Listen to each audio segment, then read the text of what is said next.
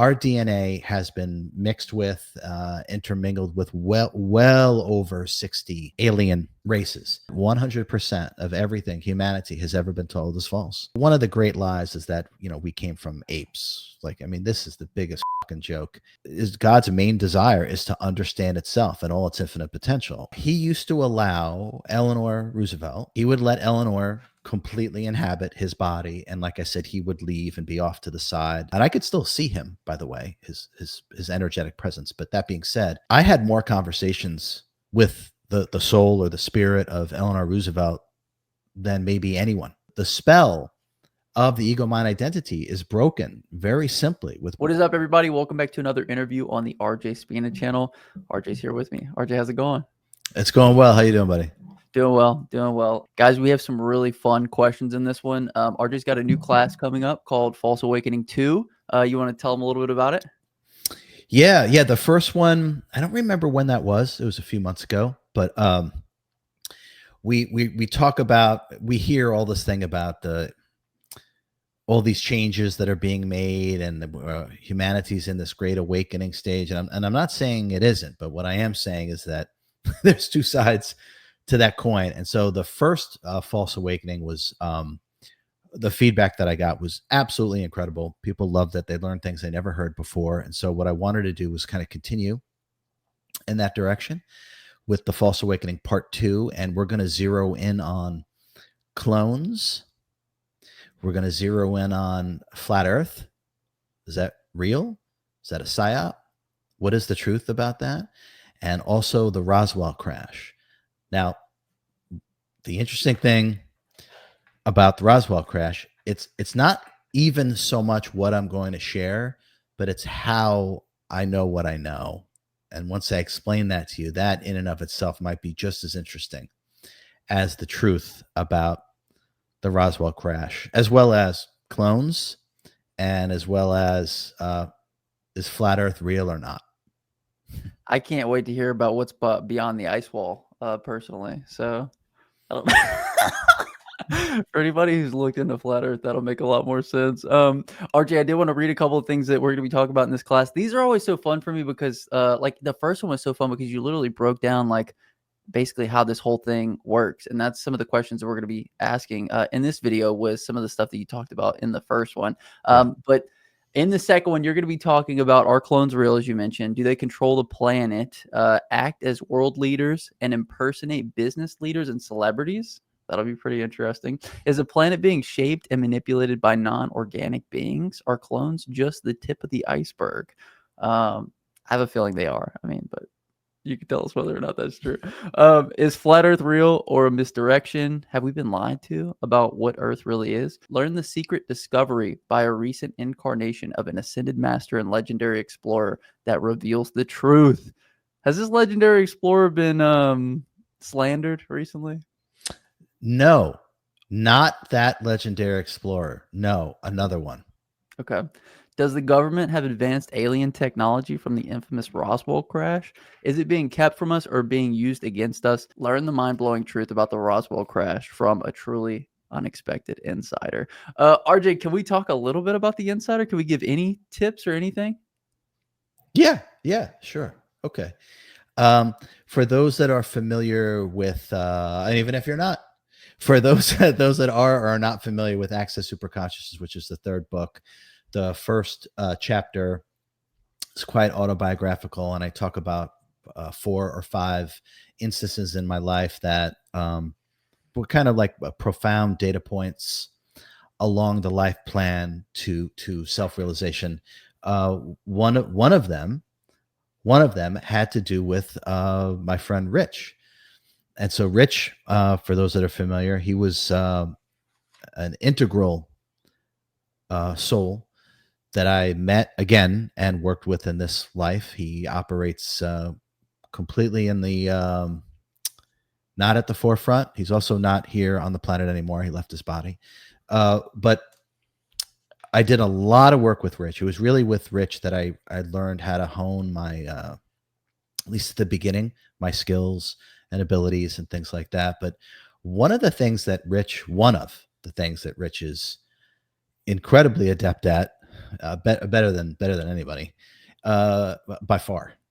Uh, he was, or still is. He's not in his body anymore, but you could think of him as a medium, as the best medium that I've ever seen. And so it was very easy for him to leave his body, but he would also allow uh, certain souls or beings to literally inhabit his body, and he would be off in the distance in a complete state of surrender and trust. And the uh, the soul would then literally be inside of his body. And so Rich has a deep, or did, still does, had a deep connection for a variety of reasons. I won't talk about that, with Eleanor Roosevelt. So he used to allow Eleanor Roosevelt, as bizarre as this sounds, it's absolutely true. He would let Eleanor completely inhabit his body. And like I said, he would leave and be off to the side. And I could still see him, by the way, his energetic presence. But that being said, I had more conversations with the soul or the spirit of Eleanor Roosevelt than maybe anyone that I've talked to. So it was daily that I spoke with Eleanor Roosevelt. So and Eleanor shared a lot with me, quite a bit. And so it's really Eleanor is the reason why I know things about Roswell that I don't think anyone else knows.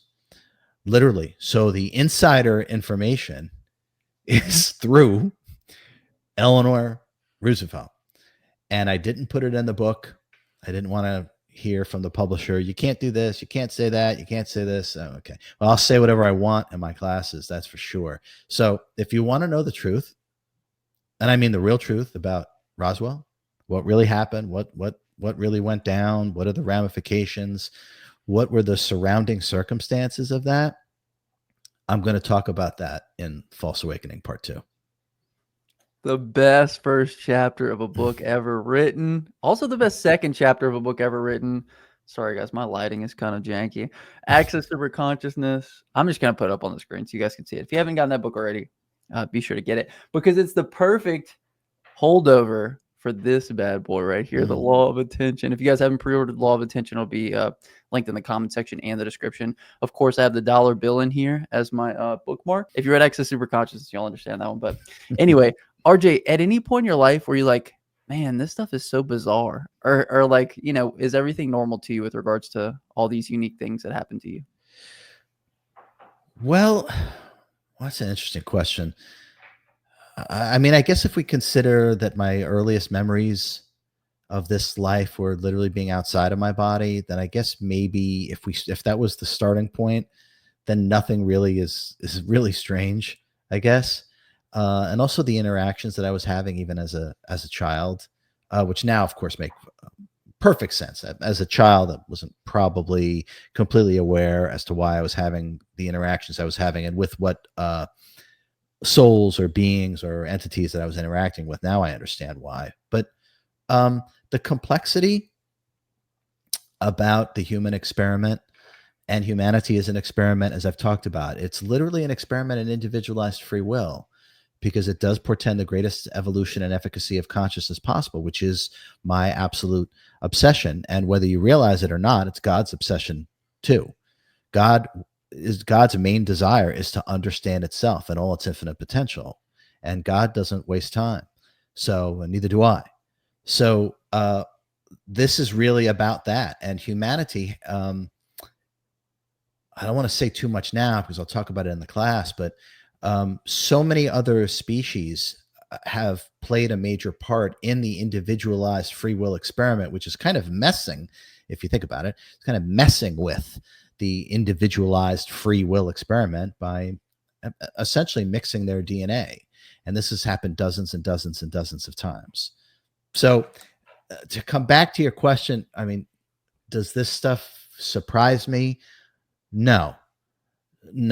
I would say I haven't been surprised in terms of these kind of things in really a very, very long time, But what does surprise me is that it's really humility that allows one to further deepen their understanding, not only of themselves but of the greater reality and how things work. And it's really when our mind is closed, which is proof that we're then running a program where evolution stops. And so um, I think it's me always being open to learn has allowed me to keep learning things every day. But surprised? No, no, probably not surprised.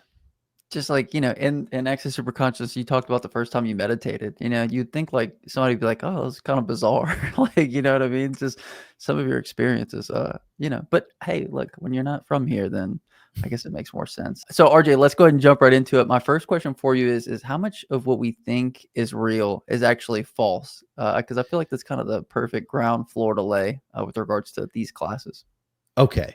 So when you say how much do we think is real is actually false? Okay. The first thing I think that would be most beneficial to understand is that nothing is actually real. It's just your experience of it is. Okay. So that's really the main takeaway when we say, well, that wasn't real or this isn't real. Well, nothing is. Nothing is, but your experience of it is, right? So if we can start to work with that, it's all imagination. It's all imagination. So all of it. So if we start to understand that nothing is real except your experience of it is absolutely real. So that's the takeaway. Now if the question is probably more in line with like, is this true or is this false, which is probably really what you're meaning. Uh, I'm quite confident in saying that 100% of everything humanity has ever been told is false. 100%. And I'm talking about everything across the board, because the real all of it, because the real key is that if you can completely alter and change and manipulate and control someone's past, you actually can completely control, manipulate, and create someone's future. And this has to do with all the stuff I go on and on about the thinking mind, about the lower conscious, that thinking is past, future, past, future, past, future.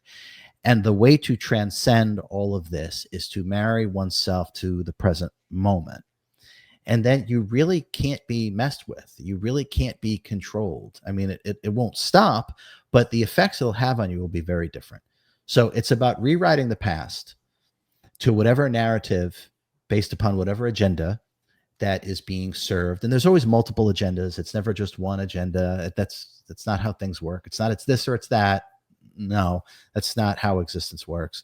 But by rewriting past, controlling past, creating a past that has nothing to do with what is, you absolutely are determining what the future is for those that are identified with the past and using the past as a springboard to create the future, because the future is the past, because they need one another and they're built off of one another. And that's why they pretend you just arrived here. No past, no future is maybe the single most important thing anyone can do, because it brings the real you online and it allows you to operate from infinite potential, and it's not relying upon a past which is actually your future. So it's all lies. It's all deliberate lies. It's all deliberate misinformation. And once we start to work with ourselves properly, which is what all these teachings are about, it won't matter what the lies are. Guys, I'm not joking. This book right here, I mean, like, I've listened to RJ like countless hours, like probably like 100 hours at this point. This book breaks everything down in such detail. It's like the veil has been raised when you read this. You know what I mean? Like, it's real truth. And it just, so if you haven't pre-ordered, I'm just telling you, you got to get it. RJ, you talked about how we know we're running a program, right? So how does our inability to let go of what we think we know affect us? Okay. So if we've come to conclusions about anything, so that becomes a limitation program, because you then have to abide by and act in accordance with the limitations of what it is that we have agreed to previously as truth. So in other words, we confine ourselves immediately by using so-called knowledge, by using anything from the past So we have boxed ourselves in, and what we don't really realize about boxing ourselves in, we don't realize that we've also boxed everyone else in at the exact same time, and I don't think we really understand that. So everything that we do will have to be to operate within whatever it is that we have aligned ourselves with, whatever point of view or belief or concept or so-called knowledge that we have aligned ourselves with. And then we're going to have to stay, because there's going to be shoulds and should nots, right? Once you do that. So we can see the massive limitation. It's just one gigantic limitation program layered on top of another limitation program, layered on top of another limitation program. And this is how we keep ourselves essentially deaf, dumb, and blind, right? But the information and the beliefs and the concepts, they're so, we just end up filtering reality in order to affirm our identity. And so that we don't see anything for what it is, because we don't understand ourselves. We don't see ourselves. We see a role, we see a program, we see an ideology, a belief, a concept. So when we start to see it this way, when we start to understand it this way, not just mentally, when we start to feel this inner expansiveness, this inner freedom, that the self is beyond words, it's beyond beliefs, it's beyond concepts, and trying to fit ourselves in there is really only doing a disservice to us, to the individual, and then we do that same disservice to everybody else. And I don't think we really realize that. But when we work with ourselves properly and optimally, all limitations are removed, and then we can finally discover. I mean, how can we understand anything if we don't understand the self? Right? I mean, it's all a great illusion, and this is all about lifting the veil so we can see ourselves and each other clearly. I could never understand the true depth of a good slap chop before I understood the self. So I appreciate that, OJ. Also, 5 slap chops for the Ridge story, because that was incredible. I missed that. Yeah, I dropped the ball on that, so we got to pick it back up. You know. Well, you went back, and you did the right thing. I made it right. And RJ did not tell me to do that. It was of my own volition. Anyway, next question, RJ. The one thing that I really enjoyed about the first False Awakening class is you really kind of laid the foundation for where everything's at. And one of the things you talked about in that class is how there's actually 12 gods. And I think a lot of people are probably under the assumption that there's one God. So is there any way you could speak a little bit to that? Well, yeah, I can't get that class. If you haven't got the first False Awakening, get it, because there is information you've never heard. I don't care how many YouTube channels you watch or whatever. There isn't. I mean, go to the Bible. You should have no other gods other than me. Why is that even said? I mean, just look into that for a second without me going on and on. Get that class. I'll probably talk a little bit about that in the new False Awakening. Just think about that statement. Why was that so-called God so concerned about not having other gods? Why would you even say that? I mean, doesn't it even imply that there are others? Right? Otherwise, why would that statement ever be uttered? Why would it ever be recorded? Why would it ever be passed down? Right? So just think about it that way. That's really good. I've never thought about it like that. Okay, sweet. So, yeah, you talked about 12 gods. Now, do these 12 gods relate to like Greek mythology at all? Because I know there was 12 gods in Greek mythology. Well, yeah, it's all related. So, I mean, the number 12 is the number of completion. That is the number. And again, that's the thing that Tesla. That's that last thing when he was talking about immersing himself into the very seed or fountain of all wisdom, of all knowledge. And I feel he definitely dipped in there. I think he still feels that he didn't reside there, if that makes sense. But that's because 12 was missing. It's not 369, it's 36912. It's 36912. And then after 12 is a continuum, which rolls you right back in, and you start again. And this is a whole bunch of other things that I talk about in some of the classes and courses that I teach. But what was your question? Just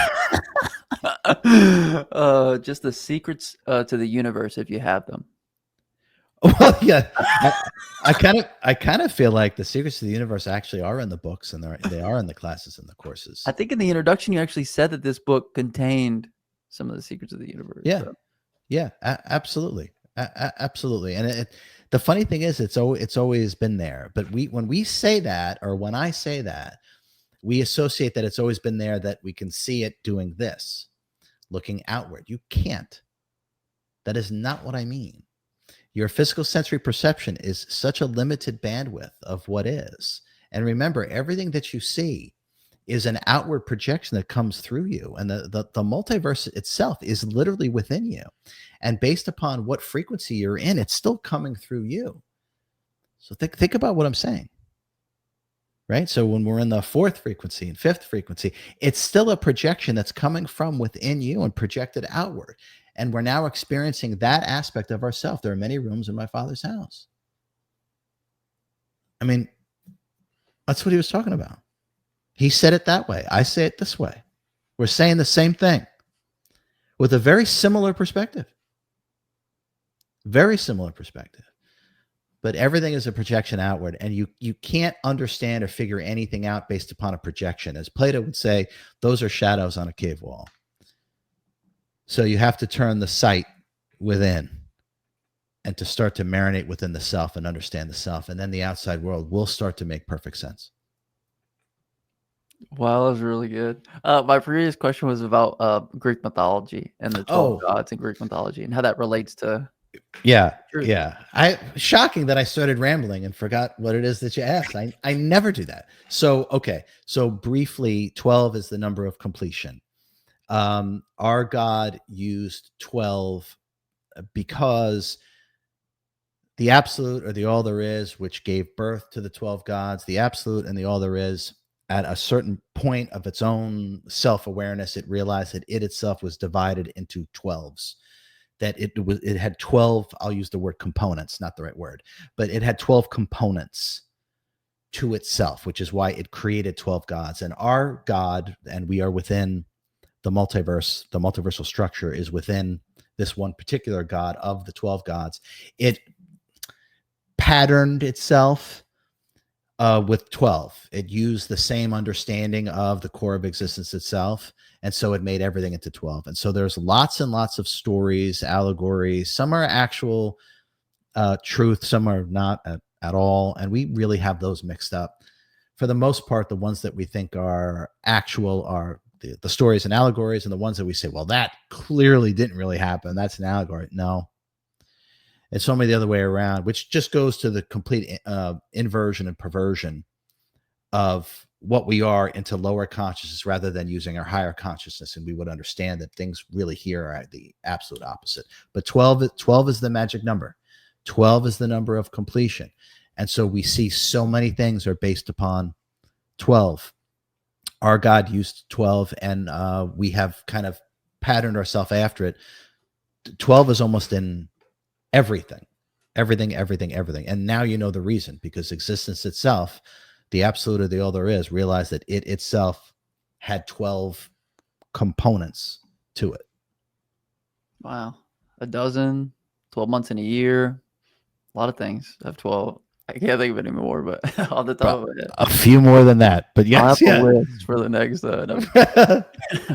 RJ, in the last False Awakening, you spoke about the people who really control things here and how they've weaponized basically occult teachings that ascended masters had brought here. So can you kind of break down how that happened? How'd they get them and then keep them for themselves? Well, I mean, the whole idea of Freemasonry, Rosicrucianism, this whole idea of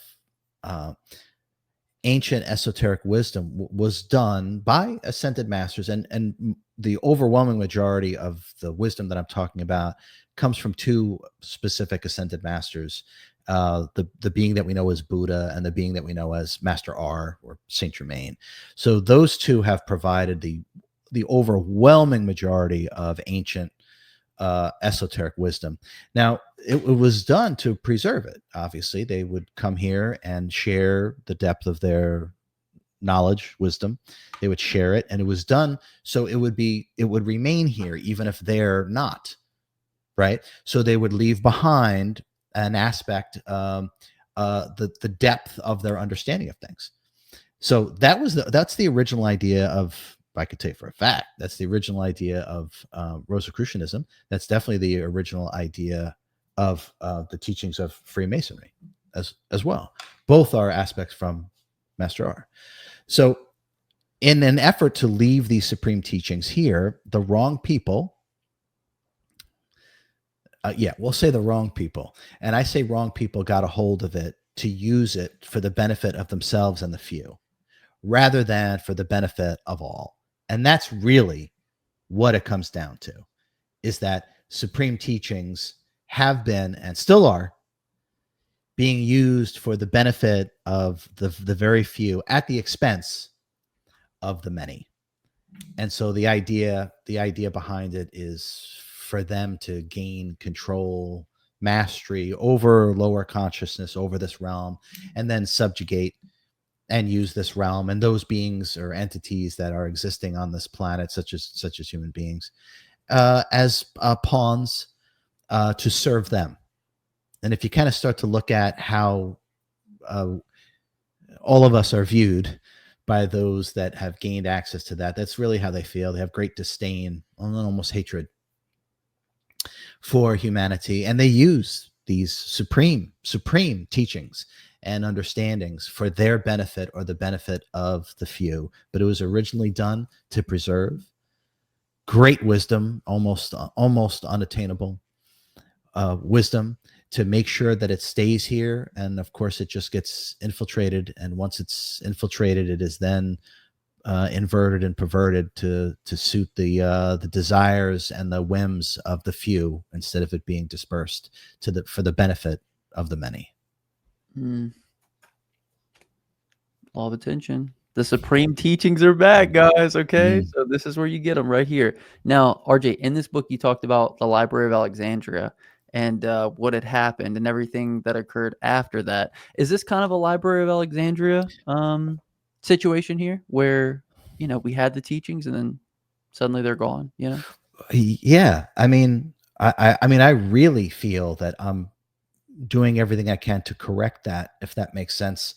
To provide, that's why I write so many books all the time and teach as many courses as I do, to I guess put them back here, if that makes sense, where anyone can get it. So it is available to everyone, essentially, instead of having to be part of a little club or something like that.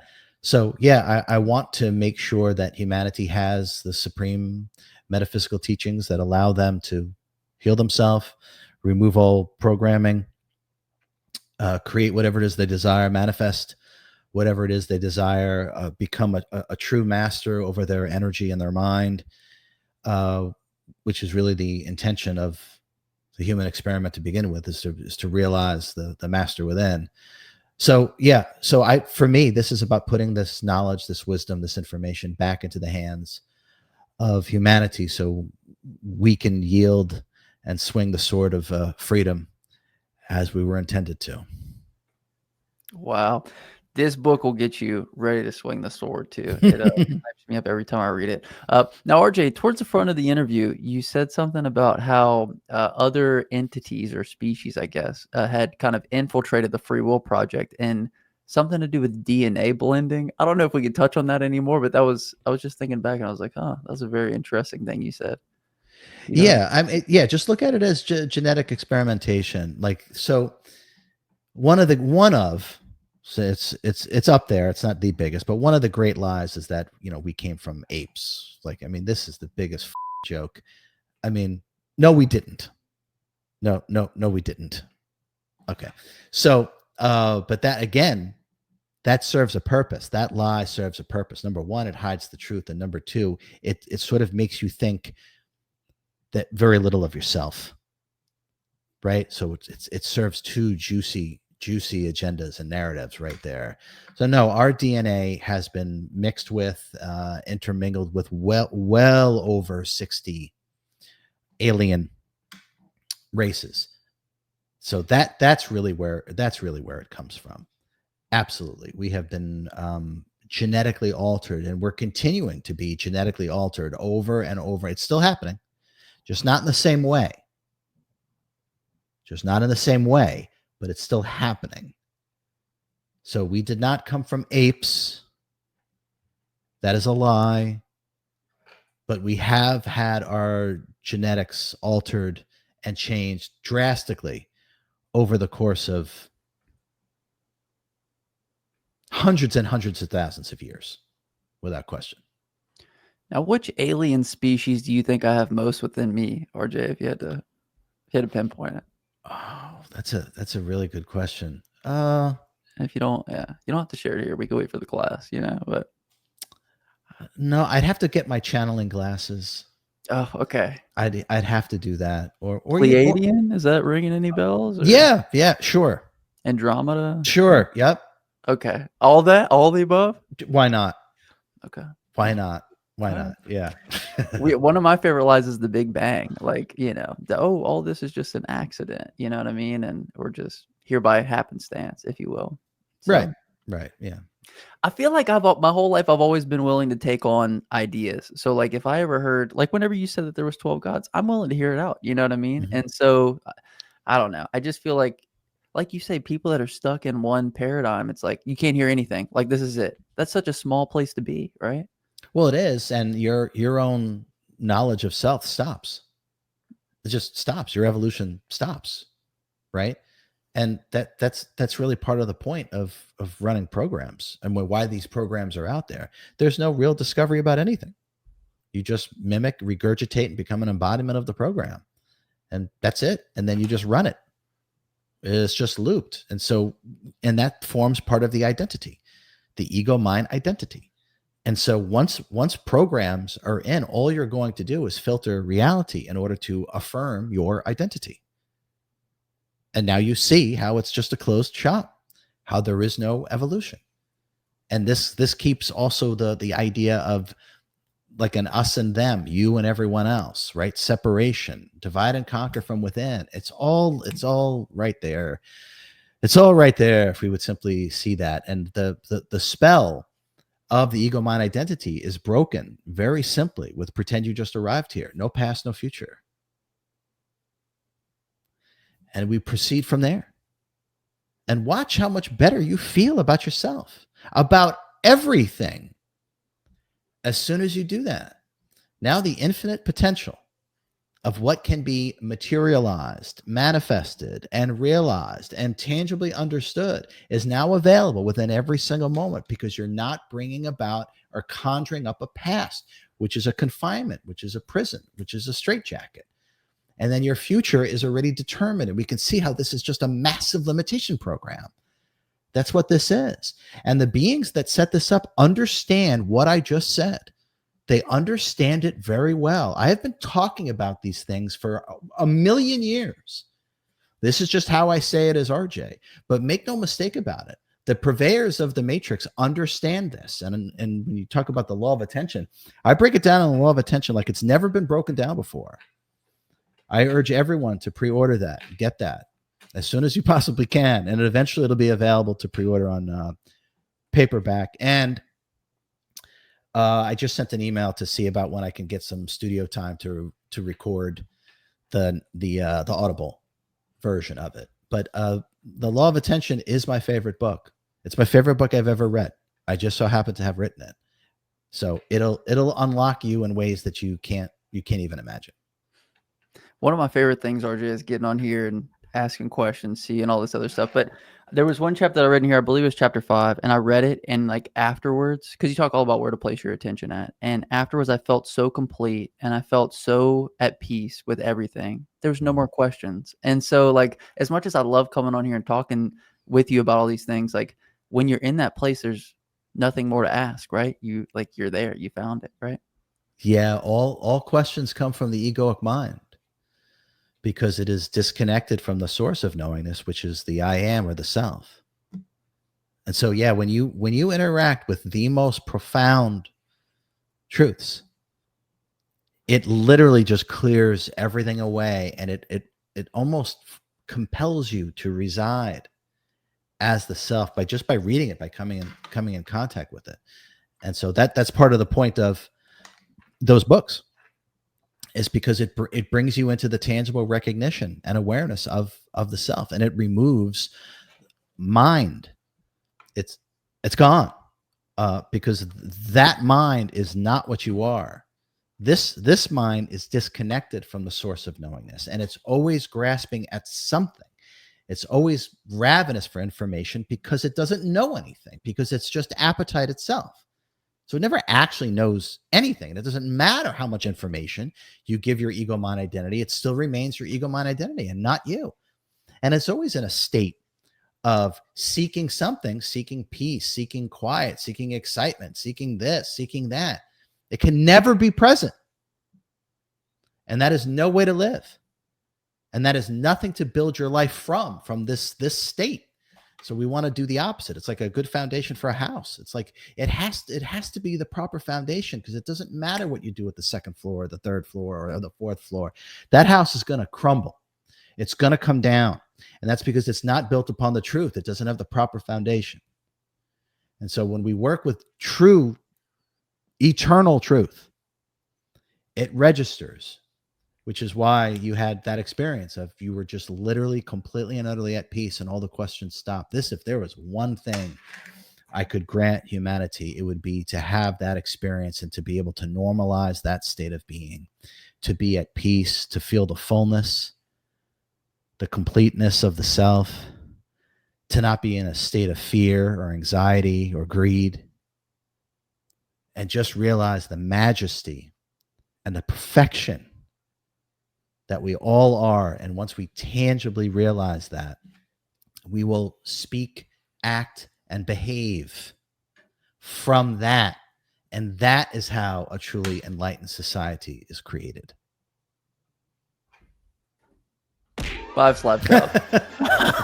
That was incredible. That's what I'm telling you guys. Like, I'm pumped up. I'm ready to live there. I'm ready to be there. Like, I noticed that my attention is almost like a cursor that like hovers over, and like I'm always, well, as I'm reading the book, I'm like, I feel like I'm always in my head, and so I'm bringing the cursor down. You know what I mean? Into the I am. So the book is beautiful. You got to get it. It's incredible, and I could say that over and over, but you guys will get it soon enough. They Justin, by the way, you've heard me talk about when I describe meditation about a soft gaze, right? When I start to what, right? Okay.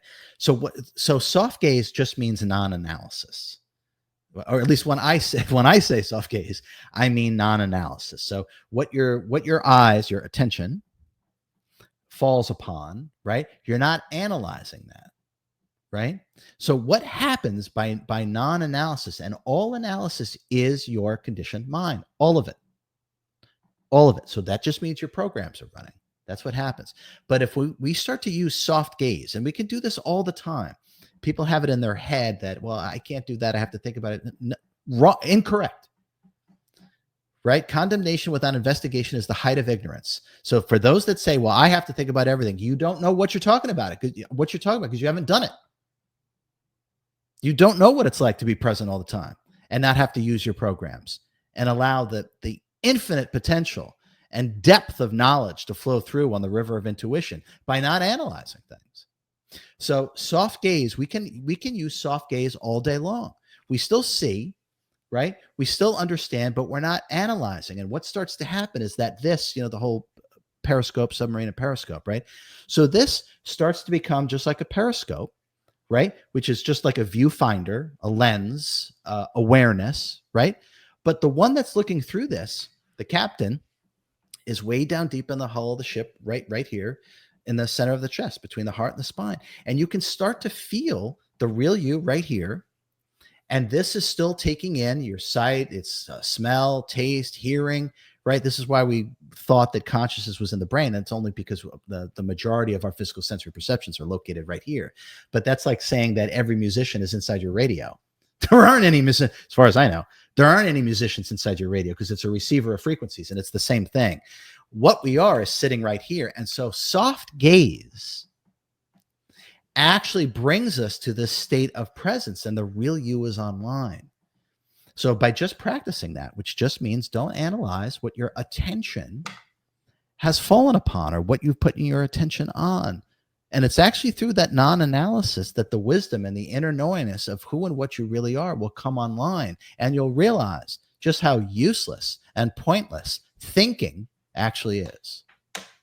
And then like the peace and the happiness and the joy. Oh my gosh. It's beautiful. So soft gaze. RJ, I can hear you say something 500 times, but then on like the 501st, it's like, Okay. Now I'm really getting it. Like, anyway. So if you guys haven't practiced one of RJ's eye open meditations, oh my gosh, man. It'll change everything for you, So RJ, anything else we want to mention on this one? Obviously, we got a False Awakening 2 coming up, which is really exciting, but anything else that we want to mention? No, I'm excited about the False Awakening because it's going to give us a better understanding of the landscape that we have all entered into. And also, sometimes when we get really, really fixated on wanting to know about something and we won't allow ourselves to let go of it until we feel like the mind has been satiated through information. But these big topics, clones, flat earth, wait till I tell you. I mean, the truth about clones, flat earth, and Roswell is not what you've heard. It just isn't. It's not. And wait till you hear the truth. It's going to allow you, hopefully, it's going to allow you to let go of it instead of fixating on it. Just let it go. But it'll help you understand the game that's played here, right? I mean, didn't Francis Bacon say all the world's a stage? I mean, he used the pen name Shakespeare, William Shakespeare. Will I am shakes the spear of freedom. Don't be confused as to why that was the name used. Now you know. So once we have a better understanding of the game and that it really are all actors and actresses playing their parts, it's going to free you up. The key is not to let your ego mind identity play you, and that you take command and you take the stage as your true self. Wow, because that's the only thing that really matters. None of this, all this other stuff is just noise. That's beautiful, RJ. Guys, get Access Superconscious. Get the law of attention. Get them both. Get Access Superconsciousness. Get the law of attention. Check out the False Awakening first one and the second one. So anyway, all the links, comment section, description. RJ, thank you so much. We need a word of the day before we go. Give a word of the day. I'm gonna flip to a page. Yeah, nothing's coming to me. Whatever. I mean, was there something you read recently where a word stuck out? Gosh, yes. I highlight everything in here, so it's almost impossible to mark something as I got the word though. What is it? Machinations. Machinations. Yeah. Mental machinations. Come on, I think it's fitting for this video. Yeah. Yeah. Well, that's part of, like, the mind pleases itself by thinking, getting information, then investigating more. And so it's just mental machinations, information, concepts, beliefs, right? And we just remain up here, never have the tangible connection or experiential knowingness of what you actually are, of what is actually true, right? And the example that I use all the time is that we could read 20 books and watch 100 videos on what orange juice tastes like. You don't know what orange juice tastes like until you taste it for yourself. And this is the same with the self. This is the same with true knowledge, because the only knowledge that exists is knowledge of self. Everything else does just come and go. What does not come and go, what gives birth to the beginnings and endings, is the self, is the I am. And all real wisdom, all love, all knowledge occurs there. And all this stuff that we're putting our attention on, it's all done as a poor substitute gratifications for the fullness and the completeness of the self. And so the key is to have these experiences, is to read these books, because they bring you back to that tangible sense of yourself. Just like you said, all questions stopped. You were totally at peace, right? This is really what it's about. Is that. I hope you guys have that experience. Go do the meditations on, RJ's channel. There's 2 or 3 of them. Healing one. There's a couple of them. Those will give you a really good, tangible experience of what we're talking about. Yeah. So anyway, thank you so much, RJ. We always appreciate it. Oh, thank you. It's my pleasure. And I'm sure we'll talk very soon. We'll see.